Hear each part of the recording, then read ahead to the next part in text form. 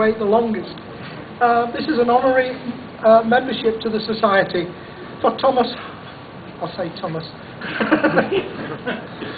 He did tell me how to pronounce it properly, but I know Sir Sidney's been taking elocution lessons, so he'll have the truth. It has been said that Thomas did more for the art of cinema projection when he stopped being a projectionist. After a childhood love for the cinema, his dreams came true when he became an apprentice in April 1982 at the 3 Falk Bio. By December, the cinema had closed. His next cinema was the City Bio. Thomas didn't stay long, and the cinema managed to survive for another 5 years before being demolished. You can see a trend here, can't you? However, the cinema industry hadn't learnt its lesson, and Thomas was able to work at 3 other cinemas, pursuing his hope of projecting 70mm. Eventually, he landed at the Imperial Bio, where not only did he fulfil his ambition, but he also met his future wife, Charlotte, in the box office. Charlotte is a lady of immense patience, and all our wives, and understanding, but surely didn't recognise how his talents would be tested in years to come. By then, Thomas decided it was time to pursue a new career, one more suited to family life, and he joined the Danish Railways. Those were on time over there as well. But the love of cinema is at his very core, his heart and soul. Even his mobile number ends with 70. So, when the offer came to edit the international 70mm newsletter, he grabbed it. He started to build a global network of fellow enthusiasts for the work in widescreen cinema, and met many of the great founders and developers of Cinerama, Todeo, and an increasing number of old and new widescreen formats. Part of the network soon reached Bradford and the National Museum of Photography, Film and Television, where Thomas soon became a key correspondent for the developing widescreen weekend. Soon he was part of that weekend, programming, finding prints, introducing shows and networking on behalf of his new love. It soon spread, and new 70mm festivals started to appear across the globe, and Thomas was there, feeding them and helping them grow. Thomas realised that more could be done through the web, and 10 years ago he set up to develop the definitive source of widescreen information. Today in 70mm.com is immense and ever expanding. Its information base is unparalleled, but if that is all it was, it would be useful but dull. What is irreplaceable is the first-hand testimony of many of the hidden stars of cinema, the technicians, the inventors, the developers, and his first love, projectionists. Much of this has been gathered by Thomas on his world travels, and more by his friends and colleagues who lovingly contribute to his masterwork. It is easy to forget that this is unpaid, unfinanced, and English is not his first language. It is also more remarkable for that fact. It has to be said, Thomas also has grand delusions. Recently, he has taken to proclaiming himself the Mother Teresa of 70mm. Some have seen him more as the James Bond of 70mm, and others probably the Austin Powers. What cannot be denied is that Thomas has a passion for widescreen cinema and technical excellence, and has created an international network of resource that celebrates those people and their skills and inventions that have given so much pleasure to the world. Thomas now works for the European Environmental Agency in Copenhagen. So, you realise that it's a busy time for him this week. So I trust he gets back before his line manager misses him.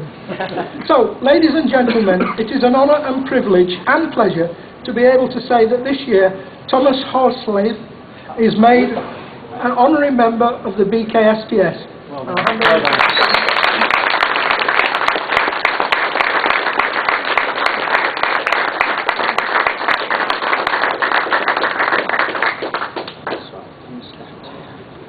Right. This gentleman's name is Thomas Hauerslev.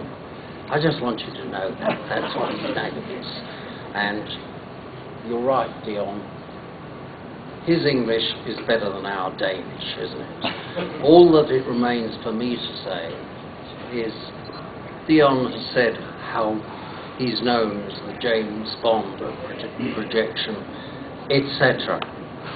I call him one of us.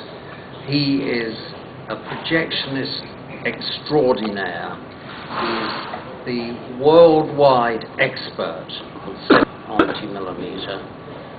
My great ambition when I was a prodigy was to project either at a cinema which had 3 projectors. I never made that.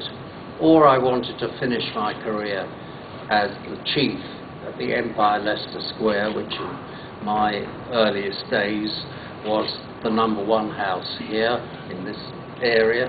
Sorry about that. And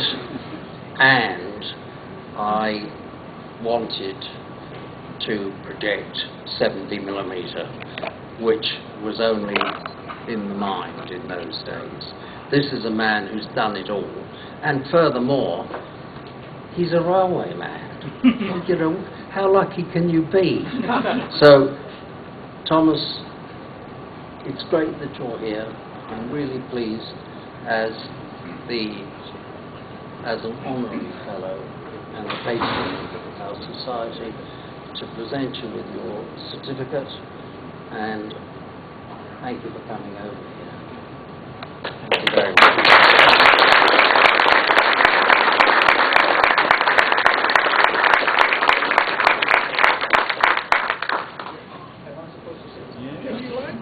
In English, please. In English?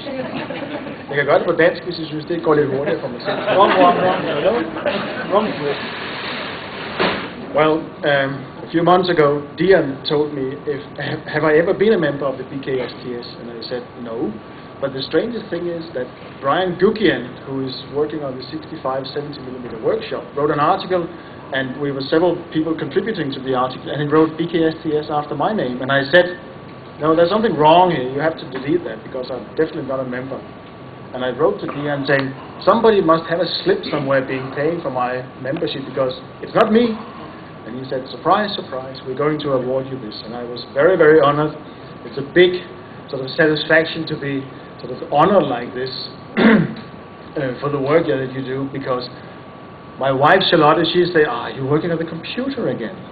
Yeah, that's fun. And I do spend a lot of time doing it. But really, what I do is just put things together on a web page. It's you who actually contribute most of it.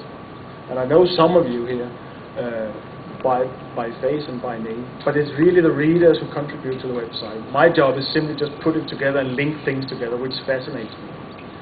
I can't claim any sort of fame on 70mm other than the first time we showed 70mm in my ABC cinema in Copenhagen, my first job, we finally got out of Africa after the 9-week run at the Imperial Bio.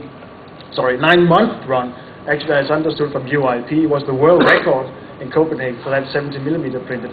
And I got it for 2 weeks. It was because small cinema, nobody cared about small cinemas. And I actually ruined that print.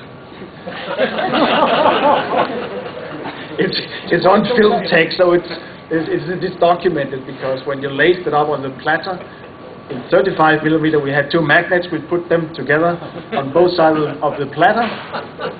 This was after the last show at Imperial View. We got all 8 cans over in my cinema.